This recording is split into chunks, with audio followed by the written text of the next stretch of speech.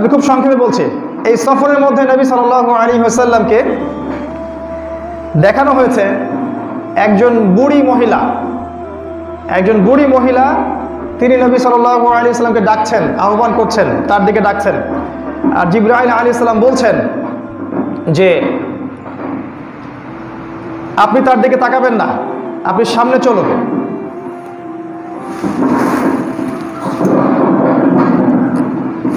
জিবরাইল আলাইহিস সালাম তাকে বললেন যে আপনি সামনে চলুন, আপনি তার দিকে তাকাবেন না। তিনি সামনে চললেন। এরপর তাকে আরেকজন বৃদ্ধ আহ্বান করলো, একজন বৃদ্ধ বয়স্ক মানুষ। নবীজি তার দিকে তাকাচ্ছিলেন, জিবরাইল আলাইহিস সালাম বললেন তাকাবেন না, সামনে চলুন। এরপর জিবরিল আমিন বললেন প্রথম যে বৃদ্ধা যার দিকে আমি তাকাতে বারণ করেছিলাম সে হচ্ছে মূলত এই দুনিয়া, এই বৃদ্ধা মহিলার বয়স যতটুকু বাকি আছে এই দুনিয়ার বয়সও ততটুকু বাকি আছে। তারপরে আমাদের বুঝতে অসুবিধা হয় যে আমরা আখিরুজ্জামানে বাস করছি। আর ওই যে বৃদ্ধ যার দিকে তাকাতে আমি বারণ করেছিলাম, এই বৃদ্ধ হচ্ছে মূলত শয়তান। সে তার বয়সের শেষ দিকে চলে এসেছে, সে এখন শয়তানি ইলম এবং প্রজ্ঞায় বৃদ্ধত্ব বা পৌরত্ব লাভ করেছে। এরপর তিনি সামনে গেলেন, তিনি দেখলেন মুসা আলাইহিস সালাম তার কবরের মধ্যে সালাত আদায় করছেন। নবীজি বলেছেন আমি মুসাকে দেখেছি সেই রাতে, মুসা তার কবরের মধ্যে সালাত আদায় করছে। এই সালাত কেমন সেটা আমরা ব্যাখ্যা করতে পারবো না। তিনি বলেছেন আমি এই রাতে দাজ্জালকে দেখেছি। নবীজি এই রাতে দাজ্জালকে দেখেছেন এবং তিনি দেখেছেন মালেক নামক একজন ফেরেশতাকে। তিনি বলেছেন এই মালেক মূলত কে? জিবরিল আমিন বলেছেন এই মালেক হচ্ছে জাহান্নামের রক্ষাকারী ফেরেশতা, জাহান্নামের চিফ অফ কমান্ড। তিনি মালেকের কাছে অনুমতি নিয়েছিলেন জাহান্নামের একটু উকি দিয়ে দেখার জন্যে। নবীজি বলেছেন আমি উকি দিয়ে দেখেছি জাহান্নামে, সেখানে সবচেয়ে বেশি অধিবাসী হচ্ছে নারী জাতি। জাহান্নামের সবচেয়ে বেশি অধিবাসী হচ্ছে নারী জাতি। তার মানে এই উম্মতে মুহাম্মাদির একটা বড় অংশের মেয়ে জাহান্নামে যাবে, অন্য উম্মতের নয়। এই উম্মতে মুহাম্মাদির একটা বড় অংশের মেয়েরা জাহান্নামে যাবে। অর্থাৎ এই উম্মার মেয়েদের সাথে শেষ জামানায় এমন কিছু হবে যার ফলে মেয়েরা ঈমান ইসলাম পর্দা ধরে রাখতে পারবে না। সেটা কি হচ্ছে সেটা আপনারা বুঝে নেন। আমাদের ব্যাখ্যা সেটা হচ্ছে এখনকার ফ্যামিনিস্ট রেভলিউশন, যেটা মেয়েদেরকে আর ঘরে রাখতে দেয়নি, মেয়েদেরকে নগ্ন করে রাস্তায় নিয়ে এসেছে। এই সেই রেভলিউশন যেটার কারণে শেষ জামানার বেশিরভাগ মেয়ে জাহান্নামে যাবে ইল্লা মাশাআল্লাহ। এরপরে নবী সাল্লাল্লাহু আলাইহি ওয়াসাল্লাম বলছেন আমি আরও অগ্রগামী হলাম, আমাকে দেখানো হলো এক শ্রেণীর মানুষ, তাদের হাতের নখগুলো হচ্ছে তামা দিয়ে তৈরি হাতের নখগুলো। এই নখ দিয়ে তারা তাদের গাল আঁচড় দিচ্ছে এবং গোশত তুলে খাচ্ছে। আমি জিজ্ঞাসা করলাম ইয়া জিবরিল এরা কারা? জিবরাইল আলাইহিস সালাম বললেন এরা হচ্ছে আপনার উম্মার সেই সব ব্যক্তি যারা গীবত, পরনিন্দা এবং চগলখড়ি করত। আশা করা যায় আমরা এগুলো থেকে শিক্ষা গ্রহণ করবো ইনশাআল্লাহ। অর্থাৎ এই উম্মার, মনে রাখবেন মেরাজের এই শাস্তিগুলো মূলত এই উম্মার জন্যে। অর্থাৎ এই উম্মতের মধ্যে একটা মহামারী থাকবে, গীবতের মহামারী, পরনিন্দার মহামারী এবং অন্যের দোষ চর্চার মহামারী থাকবে এই উম্মার মধ্যে। এই কারণেই বারজাখী জীবনে তাদের এই শাস্তি হবে। তিনি আরও সামনে গেলেন, তাকে দেখানো হলো এক শ্রেণীর মানুষ যাদের সামনে দুইটা প্লেট দেয়া আছে, দুইটা থালা। একটা থালায় আছে অত্যন্ত সুস্বাদু গোশত, আরেকটা থালায় আছে নোংরা দুর্গন্ধযুক্ত গোশত। নবীজি বললেন আমি দেখলাম তারা দুর্গন্ধযুক্ত গোশতগুলো খাচ্ছে, আর যেটা বিশুদ্ধ গোশত সুন্দর সেটা খাচ্ছে না। নবীজি বললেন এরা কারা? জিবরাইল আলাইহিস সালাম বললেন এরা হচ্ছে আপনার উম্মার সেই সব ব্যক্তি যাদের ঘরে স্ত্রী থাকা সত্ত্বেও বাইরে তারা অন্য মেয়ের সাথে যৌন সম্পর্কে লিপ্ত হতো, এবং ঘরে স্বামী থাকা সত্ত্বেও বাইরে পরপুরুষের সাথে যৌন সম্পর্কে লিপ্ত হতো, অর্থাৎ ব্যভিচার করত। অর্থাৎ এই উম্মার মধ্যে আরেকটা মহামারী ছড়াবে, সেটা হলো এই ব্যভিচারের মহামারী, জিনা এবং পরকীয়া ব্যভিচারের। আপনি খেয়াল করে দেখেন সারা দেশের অবস্থা দেখেন, ডিভোর্স দিন দিন বাড়ছে, ব্যভিচার দিন দিন বাড়ছে, ধর্ষণ দিন দিন বাড়ছে, জিনা লাইসেন্স দেওয়া হচ্ছে। সুবহানাল্লাহ। নবী সাল্লাল্লাহু আলাইহি ওয়াসাল্লাম বলেন আমি আরও সামনে গেলাম, আমাকে দেখানো হলো এক শ্রেণীর মানুষ রক্তের নদীতে সাঁতার কাটছে এবং তাদের মাথা পাথর দিয়ে আঘাত করে ফাটিয়ে ফেলা হচ্ছে। আযাব। নবীজি বলেন এরা কারা? জিবরাইল আলাইহিস সালাম বলে এরা হচ্ছে আপনার উম্মার সেই সব ব্যক্তি যারা দুনিয়াতে সুদ খেত, যারা সুদের সাথে সম্পৃক্ত ছিল, হয় সুদ খেত, না হলে সুদ দিত, না হলে সুদের সাক্ষী থাকতো, না হলে সুদের কথা লিখে রাখত। কোনো না কোনোভাবে তারা সুদের সাথে সম্পৃক্ত ছিল। তারা যেমন সুদের মধ্য দিয়ে মানুষের রক্ত চুষে খেয়েছে, ঠিক আজকে ওদেরকে রক্তের নদীতে ফেলে মাথা ফাটিয়ে দেওয়া হচ্ছে। তিনি আরও বললেন, আমি সুদখোরদের মধ্যে একজনকে দেখলাম যে সাঁতার কাটছে এবং নদীর কিনারায় গিয়ে পাথর খাচ্ছে, পাথর। জিবরাইল আলাইহিস সালাম বলেন, এরাও ছিল সুদখোরদের এক শ্রেণী, যারা সুদের ব্যাপারে বেশি অগ্রগামী ছিল। নবীজি বললেন, আমি দেখলাম আরও অগ্রগামী হয়ে এক শ্রেণীর মানুষ যারা ফসল ফলাচ্ছে এবং ফসল দ্রুত ফলে যাচ্ছে, খুব দ্রুত তারা ফসল কেটে ফেলছে, আবার ফসল গজাচ্ছে, এভাবে কন্টিনিউয়াসলি চলতে আছে। আমি বললাম, এরা কারা? জিবরাইল আলাইহিস সালাম বললেন, এরা হচ্ছে আপনার উম্মার সেই সব মুজাহিদ ফি সাবিলিল্লাহ, যারা আল্লাহর পথে জিহাদ করেছিল, যাদের নেকি আল্লাহ পাক দিয়েছেন 7 থেকে 700 গুণ পর্যন্ত, 7 থেকে 700 পর্যন্ত, যাদের ফসলের বীজ বোনার সাথে সাথেই তাদের ফসল ফলে যাচ্ছে। আল্লাহ পাক যেন আমাদেরকে তার পথে দাওয়াত এবং জিহাদ অব্যাহত রাখার তৌফিক দান করেন, আল্লাহুম্মা আমিন। নবীজি দেখলেন আরও সামনে গিয়ে এক শ্রেণীর মানুষ শুয়ে আছে, তাদের মাথা পাথর দিয়ে ফাটিয়ে দেওয়া হচ্ছে, মাথার টুকরা টুকরা হয়ে যাচ্ছে এবং পাথরটা দূরে চলে যাচ্ছে। ফেরেশতারা পাথরটা আনতে যাচ্ছেন, এই সময়ের মধ্যে মাথাটা আবার জোড়া লেগে যাচ্ছে। নবীজি বললেন, এই শাস্তি কী জন্যে? ফেরেশতারা বললেন, এই শাস্তি হচ্ছে এই কারণে, তারা ফরজ নামাজে অবহেলা করত, নামাজ না পড়ে ঘুমিয়ে থাকতো। তারা ফরজ সলাতে অবহেলা করত এবং নামাজ না পড়ে ঘুমিয়ে থাকতো, এই জন্য তাদেরকে এই শাস্তি দেয়া হচ্ছে। মনে করিয়ে দিই, আমাদের নবী মুহাম্মদ সাল্লাল্লাহু আলাইহি সাল্লামের জীবনের শেষ ওসিয়ত হচ্ছে আসসালাত, আসসালাত ওয়া মা মালাকাত আইমানুকুম, সালাত, সালাতের ব্যাপারে সতর্ক থাকবে এবং তোমাদের অধীনস্থদের ব্যাপারে সতর্ক থাকবে। এই সালাতকে কায়েম করার জন্য 23 বছর নবীকে সংগ্রাম করতে হয়েছে। আর আজকের মুসলিমরা 90% মুসলিমের দেশে 90% মুসলিমই সালাত পড়ে না। আর যারা সালাত পড়ে তারা জানে না আমি কি পড়ছি, তারা আসলেই জানে না কি পড়ছে। তারা মনে করে আমরা একটা ফিজিক্যাল ব্যায়াম করছি। হাজারে আমার মনে হয় 10টা মানুষ পাওয়া যাবে না যারা সালাতের A to Z অর্থ বলতে পারবে, সে আল্লাহর সাথে কি বলছে এটা অর্থ বলতে পারবে। সতর্ক হয়ে যায়, আল্লাহ পাক তৌফিক দান করুন। নবী সাল্লাল্লাহু আলাইহি ওয়াসাল্লাম আরও বলেন, আরও সামনে গেলাম, দেখানো হলো যে এক শ্রেণীর নগ্ন মানুষ, আমরা যেটাকে বলি আন্ডারওয়্যার পড়ে আছে এবং তাদেরকে জারি এবং জাক্কুম নামক 2টা খাবার দেওয়া হয়েছে। জারি হচ্ছে জাহান্নামের পাথর আর জাক্কুম হচ্ছে জাহান্নামের কাঁটাযুক্ত ফল, তারা সেগুলো খাচ্ছে। নবীজি বললেন, এরা কারা? জিবরাইল আলাইহিস সালাম বলেন, এরা হচ্ছে আপনার উম্মার সেই সব ব্যক্তি যাদের জাকাত দেওয়ার সামর্থ্য ছিল কিন্তু তারা জাকাত দিত না। আমি আবার বলছি, তারা আপনার উম্মার সেই সব ব্যক্তি যাদের জাকাত দেওয়ার সামর্থ্য ছিল কিন্তু তারা জাকাত আদায় করত না। নবী সাল্লাল্লাহু আলাইহি সাল্লাম দেখলেন আরও এক শ্রেণীর মানুষ যারা লাকড়ি জড়ো করছে, লাকড়ি, কাঠের লাকড়ি, অনেকগুলো লাকড়ি জড়ো করছে কিন্তু তারা বোঝা বহন করতে পারছে না। নবীজি বলে, এরা কারা?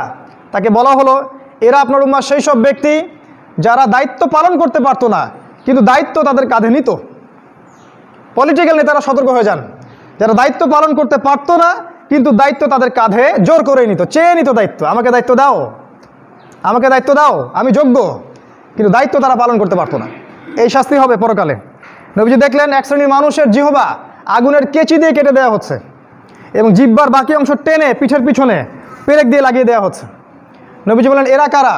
সাল্লাল্লাহু আলাইহি ওয়াসাল্লাম তাকে বলা হলো, এরা আপনার উম্মার বক্তা, এরা আপনার উম্মার দায়ী এবং বক্তা, আলেম, কারি এবং হাফেজ, যারা মানুষকে খুব সুন্দর সুন্দর দিনের নসিহত করত কিন্তু তারা নিজেরাই সে আমল করতো না। নাউযুবিল্লাহি মিন যালিক।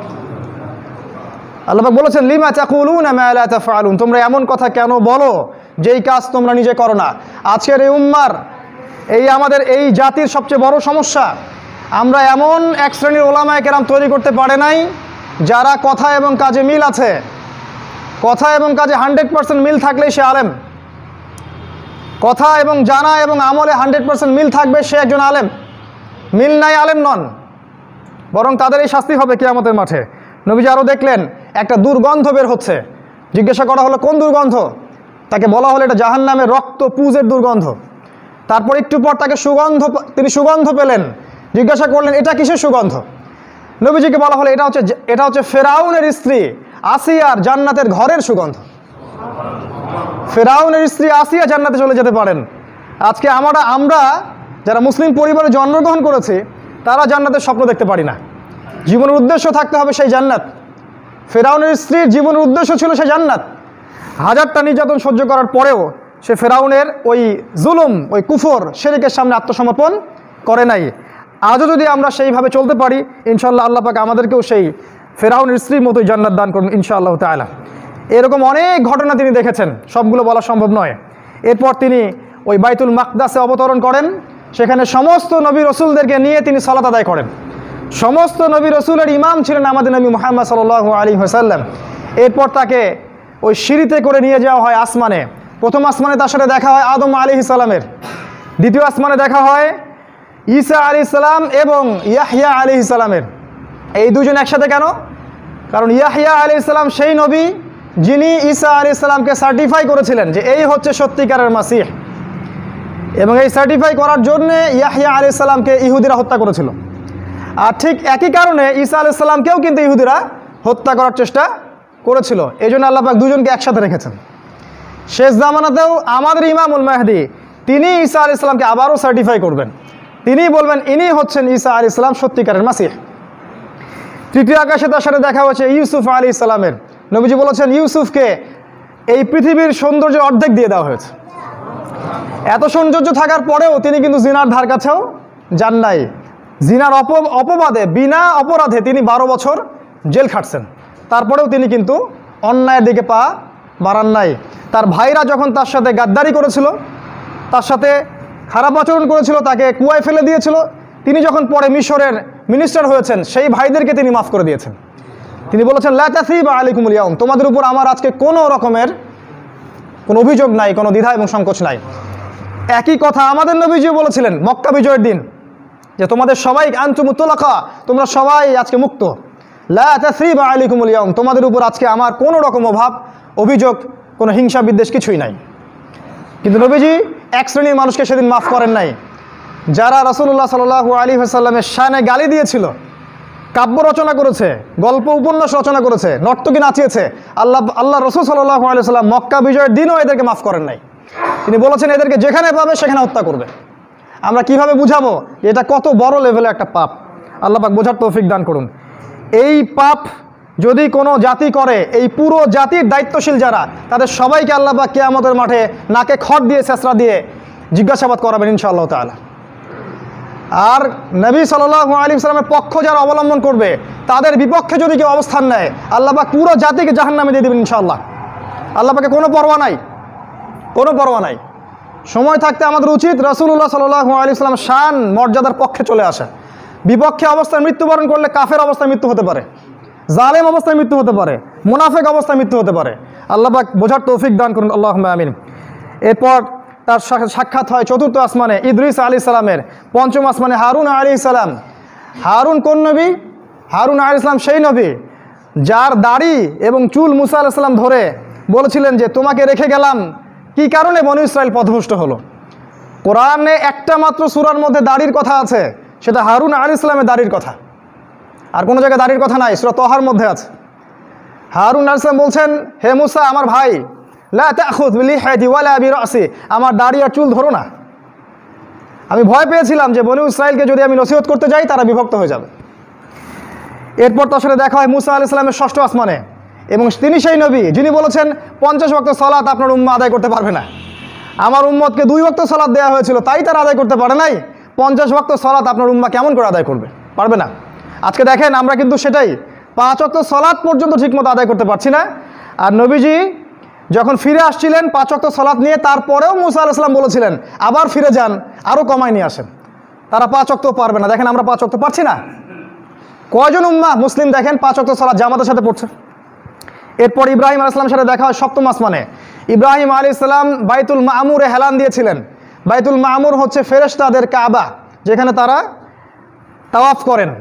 নবী সাল্লাল্লাহু আলাইহি ওয়াসাল্লাম বলেছেন এখানে এত অগণিত ফেরেশতা আছে যে প্রত্যেকটা দিন 70,000 ফেরেশতা এই বাইতুল মামুরকে তাওয়াফ করে। প্রতিটা দিন 70,000 ফেরেশতা। আর যারা একবার তাওয়াফ করার সুযোগ পায় তারা আর জীবনে কোনোদিন তাওয়াফ করার সুযোগ পাবে না। আল্লাহ পাকের ফেরেশতার সংখ্যা কত একটু চিন্তা করতে থাকেন। আল্লাহ পাক সূরার মধ্যে বলেছেন লা ইয়ালামু জুনুদা রাব্বিকা ইল্লা হু, আল্লাহর সেনাবাহিনীর সংখ্যা আল্লাহ ছাড়া কেউ জানে না। আল্লাহ পাকের সেনাবাহিনীর সাথে যুদ্ধ করতে যাবেন না, আল্লাহ পাক ধ্বংস করে দিবেন ইনশাআল্লাহু আযজা ওয়া জাল। এরপর নবী সাল্লাল্লাহু আলাইহি ওয়াসাল্লাম সিদরাতুল মুনতাহা পর্যন্ত পৌঁছে যান এবং সেখানে তাকে আরেকটা বাহন দেওয়া হয়, সেই বাহনের নাম রফরফ। এখানে জিবরাইল আলাইহিস সালাম তার আসল রূপে নবীর সামনে আরেকবার উপস্থিত হন এবং তার 600টা পাখা ছিল, এটা দেখে নবীজি ভয় পেয়ে যান। এরপর জিবরিল আলাইহিস সালামের অনুমতি ছিল না এর উপরে যাওয়ার, এখানে মাটির মানুষ মুহাম্মদ সাল্লাল্লাহু আলাইহি ওয়াসাল্লামকে আল্লাহ পাক টেনে নিলেন সিদরাতুল মুনতাহা থেকে, তিনি তাকে আরশে আজিম পর্যন্ত উঠিয়ে নিলেন। এই নবীর শানে তোমরা কটূক্তি করে থাকো, ইনি সেই নবী যার শানে তোমরা কটূক্তি করে থাকো এবং যে নবীর ব্যক্তিগত হেদায়েত তোমরা মানো না, যে নবীর পারিবারিক হেদায়েত তোমরা মানো না, যে নবীর পলিটিক্যাল কোনো হেদায়েতের ধার তোমরা ধারো না, অর্থনৈতিক কোনো হেদায়েতের ধার তোমরা ধারো না এবং সামাজিক সাংস্কৃতিক কোনো হেদায়েতের ধার তোমরা ধারো না। এটাই হচ্ছে সেই নবী মুহাম্মদ সাল্লাল্লাহু আলাইহি ওয়াসাল্লাম যাকে আল্লাহ পাক সিদরাতুল মুনতাহা থেকে আরশে আজিম পর্যন্ত তুলে নিলেন রফরফে করে। এরপর তিনি একটা জায়গা অতিক্রম করছিলেন, তার নাম শরীফুল আকলাম। এই জায়গাটাকে বলা হয় লাউহে মাহফুজের কলম দিয়ে লেখার জায়গা। নবীজি বলছেন, আমি যখন সেখানে পাস করছিলাম তখন কলমের লেখার খসখস শব্দ শুনতে পাচ্ছিলাম। আল্লাহ পাকের হুকুম কলম লিখে নিচ্ছিল, এটা শব্দ আমি শুনতে পাচ্ছিলাম। এরপর তিনি সিদরাতুল মুনতাহায় যান, তিনি বলেন, আমি সেখানে প্রচুর রং দেখেছি, এমন রং দেখেছি যেই রংগুলো আমি ব্যাখ্যা করতে পারবো না। আমি এমন শব্দ শুনেছি যেন মনে হচ্ছিল যে পাথরের উপরে শিকল দিয়ে আঘাত করা হচ্ছে। আমি এমন সব প্রজাপতি দেখেছি, এগুলো ব্যাখ্যা করতে পারবো না। এমন একটা বড়ই গাছ দেখেছি যেটা আমি ব্যাখ্যা করতে পারবো না। এত চমৎকার একটা জায়গা এবং সেখানে তিনি আল্লাহ পাকের নূর দেখেছেন, আলো দেখেছেন এবং আল্লাহ রাব্বুল আলামিন তাকে তার সান্নিধ্যে নিয়ে নেন। তিনি নূরের পর্দার অপোজিট থেকে আল্লাহ পাকের সাথে কথা বলেছেন, একদম কাছাকাছি, কোনো দোভাষী ছাড়াই সরাসরি আল্লাহ পাক তাকে যা ওহী করার তাই করেছেন। এখানে কত ওহী করা হয়েছে আল্লাহ পাক ভালো জানেন।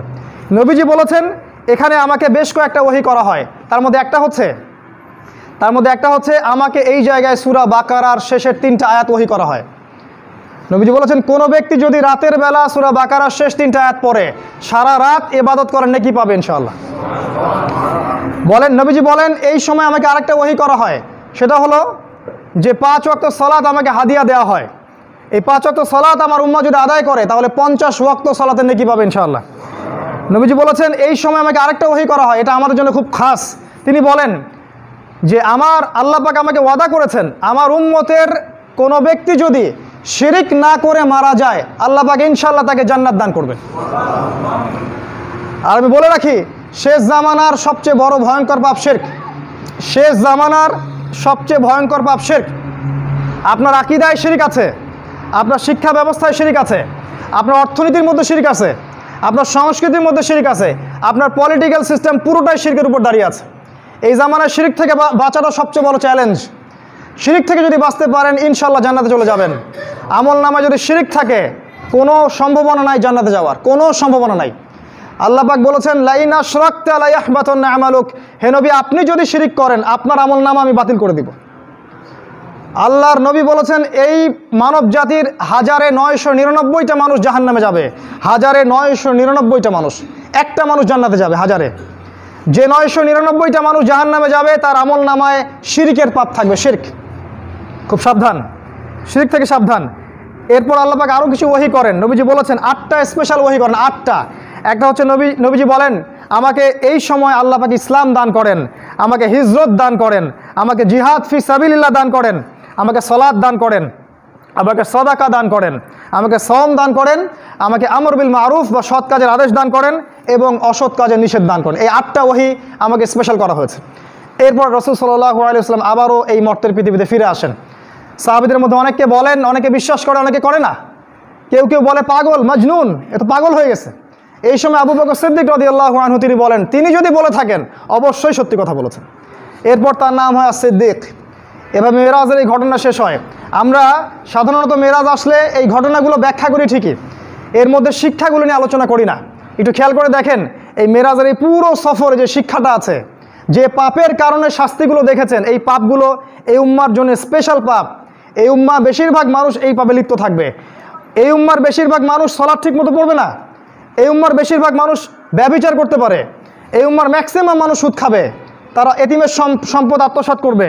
এই উম্মার বেশিরভাগ মানুষ দেখবেন পরকীয়া লিপ্ত হবে, এরা গীবত করবে, চগলঘুরি করবে, তোহমত দিবে। এরা দায়িত্ব পালন করতে পারবে না কিন্তু দায়িত্ব কাঁধে নিবে। এদের জিহ্বা আগুনের কেচি দিয়ে কেটে দেওয়া হবে, কথা অনুযায়ী আমল করবে না, এই যে কাজগুলো, এটা এই উম্মার মানুষরা বেশি করবে। আর স্পেশালি এই উম্মার নারীদের জন্য ভয়ঙ্কর সুসংবাদ, এই উম্মার বেশিরভাগ নারীকে নবীজি বলেছেন তারা জাহান্নামে যাবে। কেন যাবে? আমি বলেছি যে তাদের সাথে এমন কিছু একটা হবে যেটা ওদেরকে ইসলামে থাকতে দিবে না। অতএব নারীদের প্রতি নসিহত থাকবে, আপনি 5 ওয়াক্ত সালাত ঠিকমতো আদায় করেন, রমাজান মাসে সম পালন করেন এবং আপনার লজ্জাস্থানের হেফাজত করেন, পর্দা ঠিকমতো করেন এবং স্বামীর আনুগত্য করেন, ইনশাআল্লাহ তাআলা আপনি জান্নাতের যে কোনো দরজা দিয়ে ইচ্ছা প্রবেশ করতে পারবেন। আল্লাহ পাক আমাদের সবাইকে মেরাজের এই ছোট্ট যে গল্পটা বললাম, ঘটনাটা বললাম, এখান থেকে যে শিক্ষাগুলো আমরা পেয়েছি এগুলোকে আমাদের জীবনে বাস্তবায়ন করার তৌফিক আল্লাহ পাক দান করুন। আল্লাহুম্মা আমিন। আকুলু কওলি হাযা আস্তাগফিরুল্লাহ লি ওয়া লাকুম ওয়া লিসাইরিল মুসলিমিন। বারাকাল্লাহু লানা ওয়া লাকুম বিল আয়াতিল হাকীম। ইন্নাহু তাআলা জাওয়াদুন কারীমুন বাররাউফুর রহিম। সালামুন আলাইকুম ওয়া রাহমাতুল্লাহি ওয়া বারাকাতুহু।